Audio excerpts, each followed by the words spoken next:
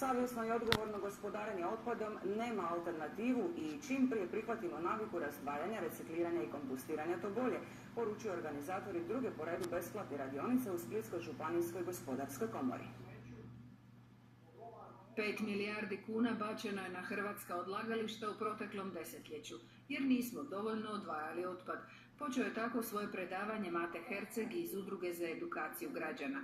I on sam, porazno zvuči, tek je prije godinu dana počeo odvajati otpad. I evo, već je edukator.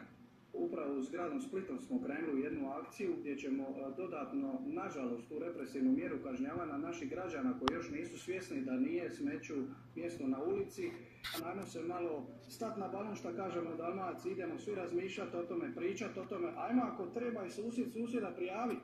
Samo da se svi skupa malo opečemo i da krenemo paziti na taj otpad. Do sada je kroz ovakve radionice prošlo 1200 građana i vlasnika tvrtki. Otpad čak 100.000 kućanstava, no uza 135 zelenih otoka i još 730 lokacija sa spremnicima za primarnu selekciju, na Karepovac i dalje stiže uglavnom nerazvrstani otpad. Pomak postoji, ali iskreno daleko je to od onoga kako bi trebalo biti, kako Europska unija zahtijeva. Nažalost, ako se ne popravimo, onda će poskupiti odvoz smeća, znači mi moramo zadovoljiti 50% odvajanja otpada. Trebamo to činiti i radi sebe, ne samo Europe.